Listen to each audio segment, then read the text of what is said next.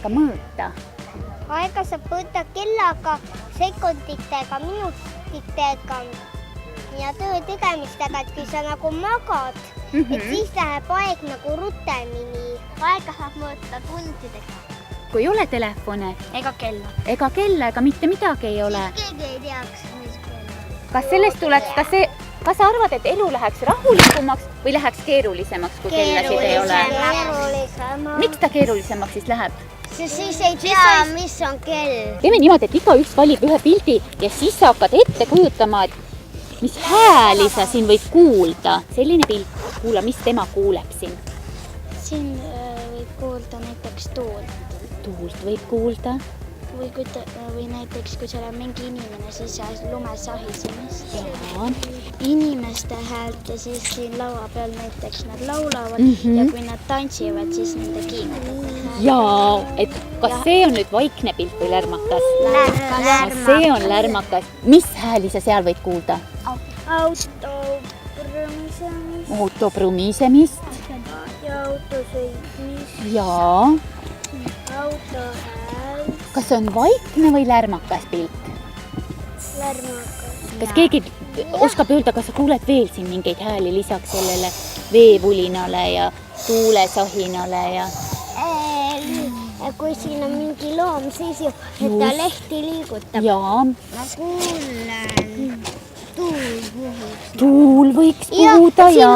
Siin on nagu puud ja siin võib ju olla mingeid loomi. Ja seal võib olla teised inimesed kõnnivad. No nii, vaatame järgmist. No nii, vaatame seda pilti. Mis hääli sina kuuled siin? Kindlasti merekohinad, kuidas siis lained vastu seda liiva loksuvad. Jaa. Kuidas võib-olla kivitsukuvad siis lahti sealt. Mis hääli sa siin kuuled? Merekohinad. Merekohinad kindlasti. Väga palju on mere. Kas sa kuuled veel midagi siin peale merekohina? Siin on majas elavad inimesed. Ja siis nende rääkimist võib ka kuulda. Algul tundus minut aega täitsa vaikselt olla pillele ilmatu pika ajana, peaaegu nagu 100 aastat. Eks ta oli siis ise pisem ka ja aeg tundus tema kõrval suurem. Aga ajal on imeline omadus muutuda või sellest ei olnud Pille veel täpselt aru saanud, kas muutus aeg või muutus ta ise. Aga igatahes avastas ta mingil hetkel, et sellest pikast ja tüütust minutist oli märkamatult kujunenud tema jaoks põnev ja salajane maailm. Kas keegi on varem sellist pasunat näinud? Ei ole. Aga see on lihtsalt toru, jah.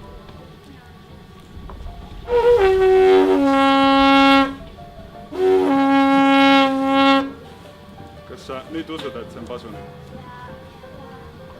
See on ka nüüd selline metallist toru, aga see on nüüd otstest kinni.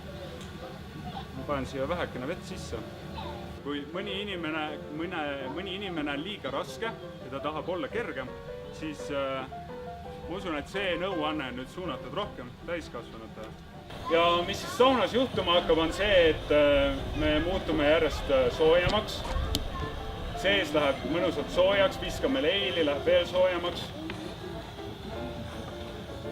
Ja kui me oleme saunas piisavalt kaua, siis ma loodan, et me seest päris keema ei lähe.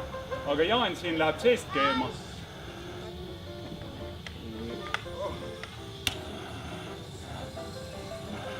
Igastahes soojendan Jaani kenasti üles ja te näete, et siit ülevalt hakkab juba tulema veeauru. Ja siis, kui Jaanil hakkab juba liiga palav, siis mida tuleb teha, on see, et tuleb hüpata ühte jahedasse allikasse või järve või tiiki. Praegu ta tõmbas natukene kortsu